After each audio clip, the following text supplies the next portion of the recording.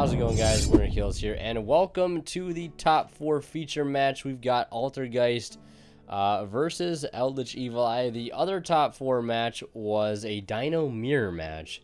So Dinos guaranteeing their ways into the final. So let's go ahead and see this Eldlich Evil Eye deck in action one more time alongside Altergeist. I believe we've seen Altergeist in another feature match. I could be wrong, but either way.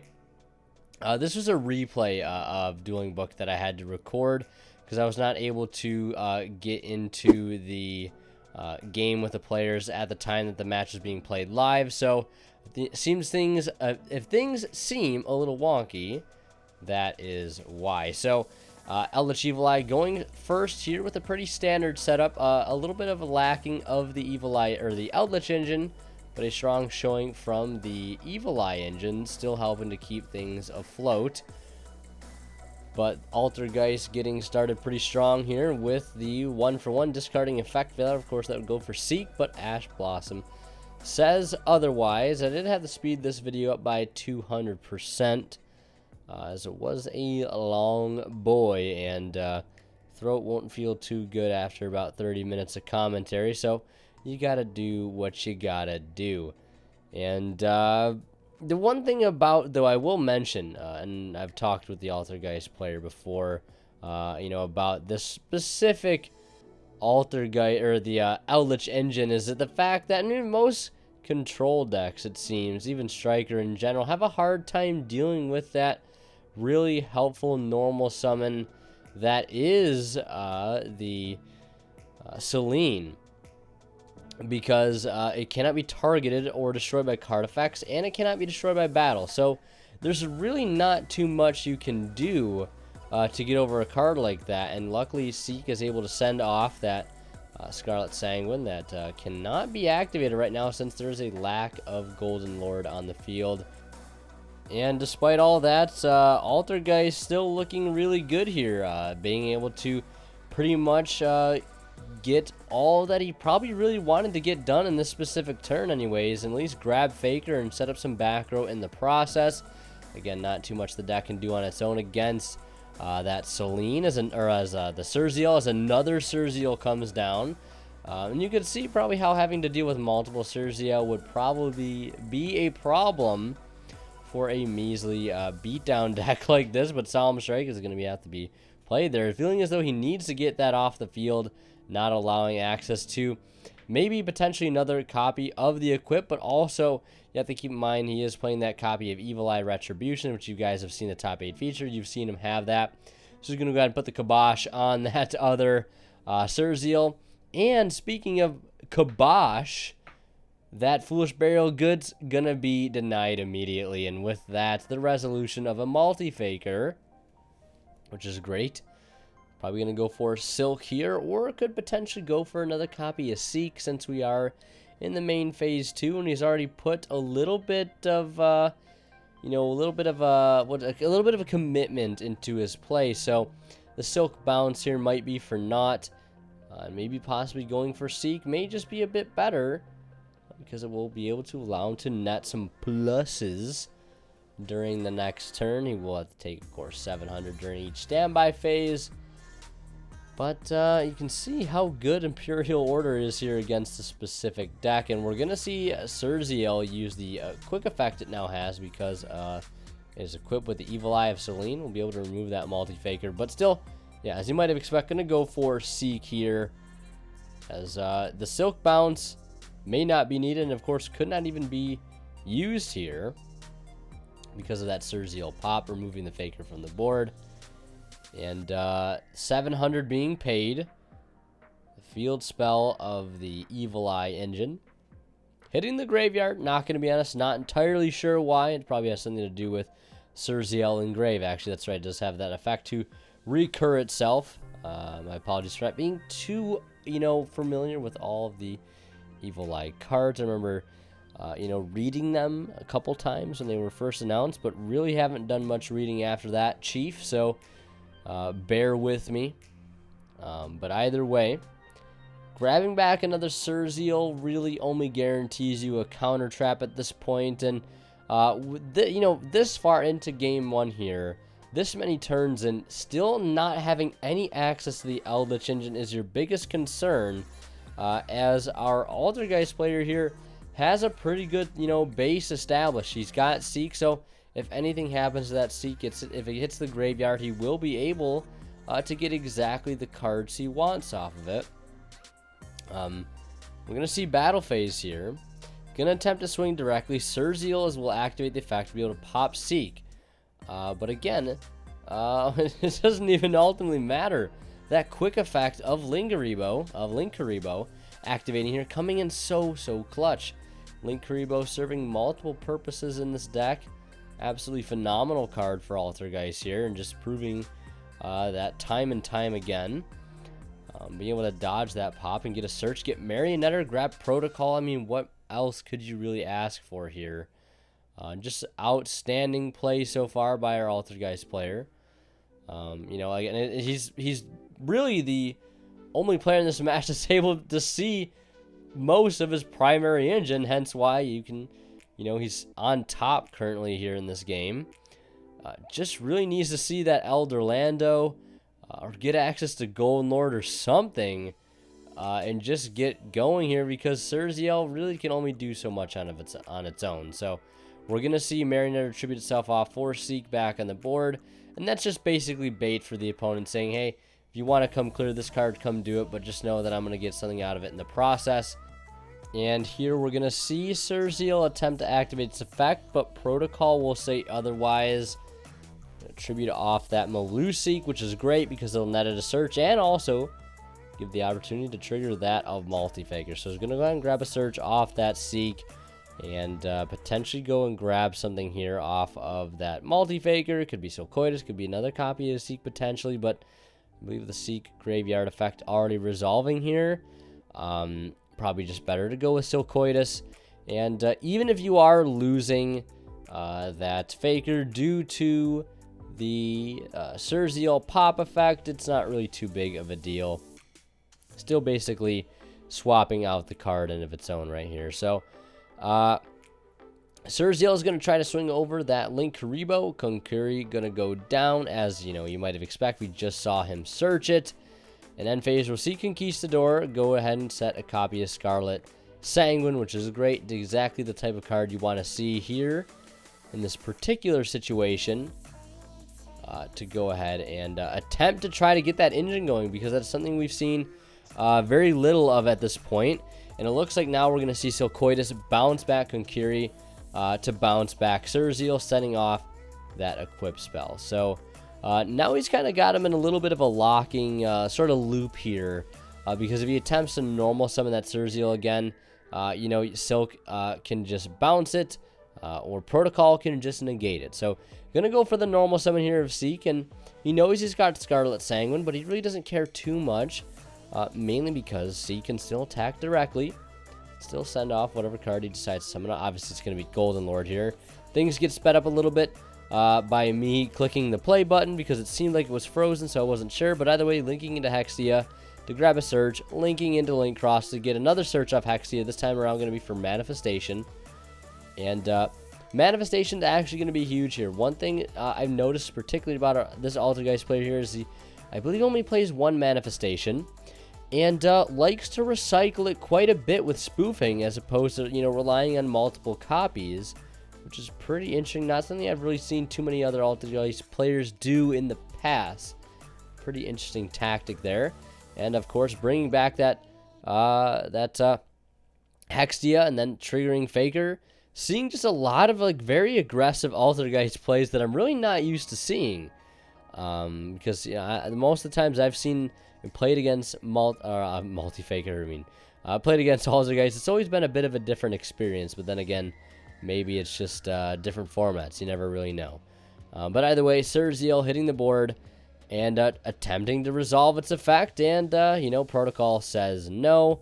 But Surzeal says, I'm going to try to add myself back here. Or not Surzeal, rather. Golden Lord sending off that field spell, which is going to act as basically another chance to just have another card that can, give access to bring out Golden Lord. But Kunk comes down and, he says, I had enough. Let's just go ahead and go to game 2. And I do want to mention a shout out to Imperium Duelist. They've just come out with a brand new playmat titled Solemn Wars. As you can see, the Condemned Witch and Solemn Strike going at it alongside some other cards. If you guys want to pick up this beautiful playmat, I'm not sure if it's actually still available. Might have sold out. It's pretty nice looking mat. If you guys want to get your hands on it alongside some other amazing products, you can go ahead and get it all for 10% off using that discount code WinnerKills10 off. So yeah, highly recommend you guys check them out. Save a little money and support the channel in the process. A bit of a win-win if you ask me. And also a friendly reminder, if you guys want to help support the channel just by shopping on TCG Player, you can do so by using that affiliate link to them down in the description below. A small bit of the revenue of your purchase will go right back into the channel and, of course, is greatly appreciated. So heading into game 2 here, Evil Eye Eldlich opting to go first. That Surziel is met with an effect failure, but is all for naught simply because he has a copy of Selene in hand.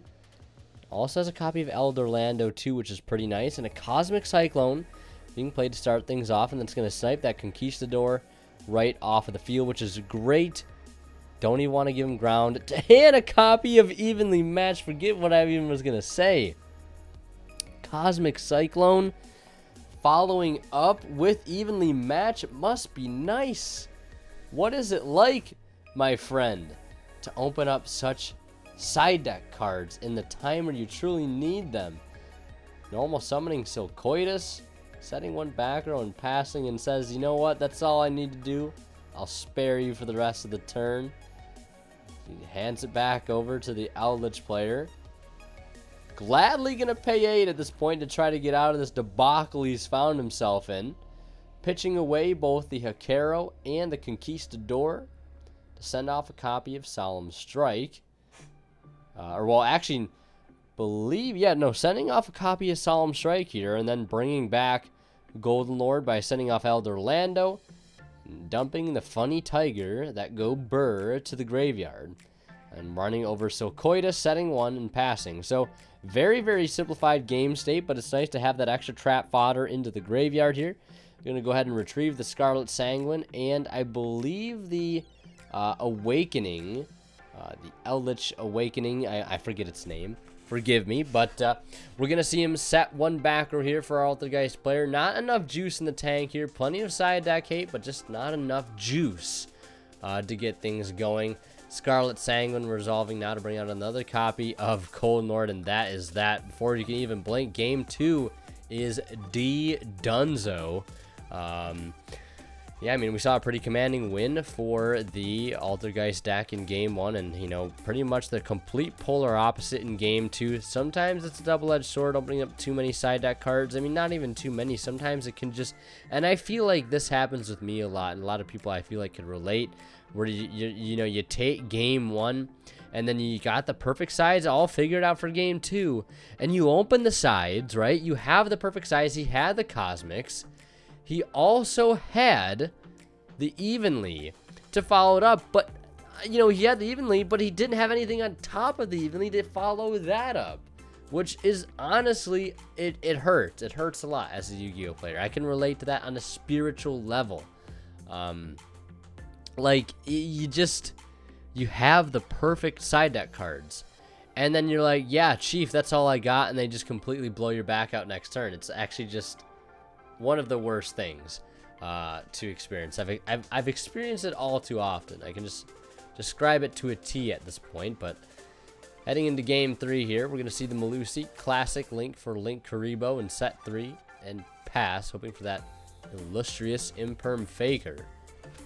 And hopefully, for his sake, he has it after what started out as such a very strong game 2, which led into disaster very, very quickly. So we're going to see Golden Lord pitch itself on top of another spell here, and we'll be able to send off what is a compulsory evacuation device. Not the greatest card here against this deck, but, could be handy in some cases, but ultimately I feel like Compulse is a little lackluster in this specific match. Not really too much value to be had from it. These monsters are relatively easy to get out, and bouncing in the back of the hand really doesn't offer you too much.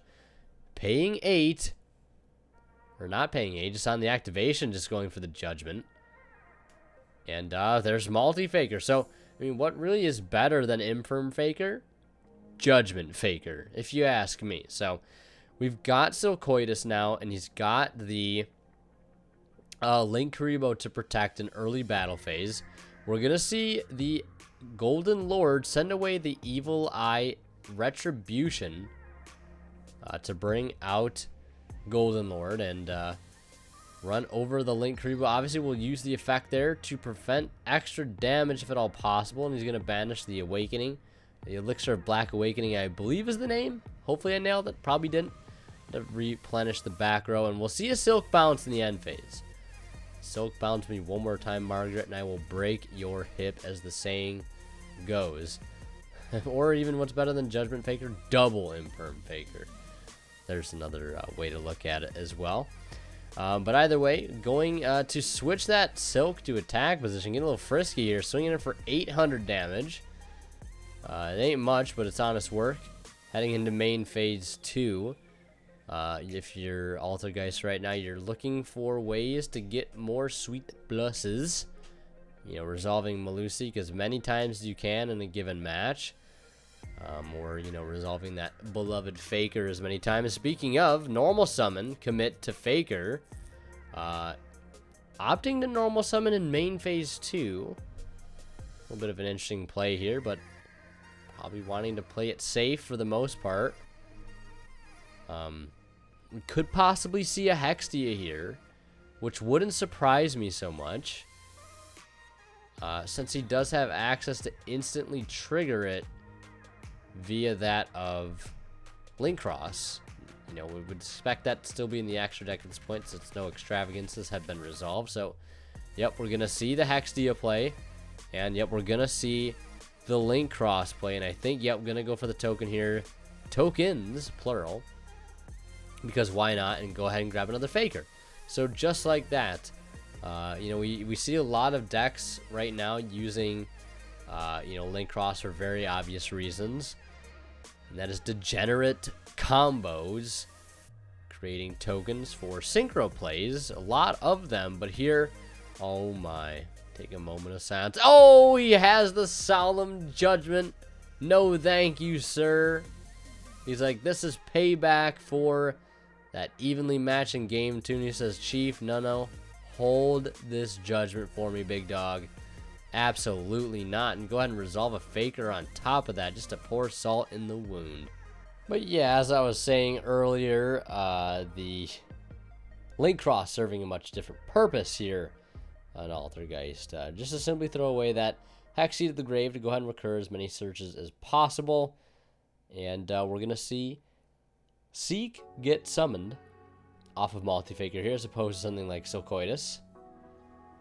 And now we're going to see Conquistador getting played here for simply no effect other than just going for Link Spider, which will allow him to go right into battle phase to attempt to clear Multi-Faker. And we'll go through successfully. And that's going to do it for his turn. So, I mean, interesting play there, just going for the Link Spider off the Conquistador. Not entirely sure why. But, I mean, I guess you're clearing Faker either way, so it is what it is in that aspect. Resolving successfully here, now a Pot of Extravagance, which is great. But sometimes not so great with how much utility can lie within the extra deck for Altergeist. You know, having Hextia, having Link Karibos. And also having the Selene, which of course can, you know, lead into that access code talker, which I'm sure you guys have seen a lot of as of late. You know, coming out and just absolutely carpet bombing the field and swinging in for absurd amounts of damage. Hitting the next play button here on my replay thing. Thought it might have frozen again, but just a lot of thonks to be had here. And we're going to see now that Link Karibo still having one in the tank here to go ahead and link off, or link off the Seek rather, to go ahead and grab Marionetter. And that will grab a copy of Manifestation. And going for the Selene. and linking off into access code, which is pretty huge to have here. Now, I believe access code takes 2+ effect monsters, so I don't think he could have linked off with the token there. I think he would have had to have linked off with the Malusik, but I don't think it makes too big of a difference since they both are in defense position. But either way, that access code comes down. Dat access comes down. Banishing quite a few in the grave and removing everything on the other side of the field as quickly as possible, swinging in for a whopping 53. And heading into main phase 2, setting not 1, but 2, possibly 3. No, now we're going to see a little bit of action on the side of the Eldlich player here, resolving graveyard effects, grabbing that White Destiny, and I believe what might have been a copy of either Conquistador or Hakero. We're going to see Golden Lord send itself off alongside the Evil Eye Field spell to attempt to remove that access code talker, which is something you really want to try to do here right now, especially when you got a 5,300 body staring you down, but Solemn Strike gladly chiseling himself down to 500 life points. Say, you know what, I'd rather keep this monster to put you on a 1-turn clock. You do something about this access code talker, or next turn you perish. So certainly in dire straits here, and he's going to end his turn. We know he has White Destiny, which will allow him to, I believe, summon Golden Lord from grave. We're going to see Manifestation in the end phase, and we're going to see Hakero and White Destiny. It's going to summon out Golden Lord from hand, and White Destiny is going to banish off that multi-faker, which was the target for Manifestation. So we'll be able to bring out that extra body, but you know, you win some, you lose some. Still in a pretty commanding position here. Luckily, Hextia, another attribute for him to work with in the grave. Same thing with Link Cross, and that right there, ladies and gentlemen, is a lot of damage. And Altergeist taking a 2-1 victory over Eldlich Evil Eye. Eldlich Evil Eye making a pretty solid run here throughout the entire tournament. A very, very interesting take on the Eldlich strategy. And Altergeist advancing to the finals alongside a Dino players. Obviously, the other top 4 match was a Dino Mirror. And yeah. That's going to do it for this video. I really hope you guys enjoyed, and I hope you enjoyed all the other feature matches so far. And looking forward to doing more in the near future. And I'll see you guys for the finals, which is actually going to be a VOD from my stream, where I did live commentary. If you guys want to see more stuff like that happen in the future, don't forget to check out my Twitch. And to get more information on tournaments and future tournaments, you know, online in our community, don't forget to check out our Discord below. And yeah, a lot of really cool people in our Discord. Great community there, so I highly recommend you guys join if you haven't already, if you've been thinking about it. So yeah, it's always Winner Kills signing out. We'll see you guys in the next one. And of course, a huge shout out to my Divine Level channel members here on YouTube: Academic Thig, Travis Harris, and Zors. Thank you guys so much for continuing to generously support the channel.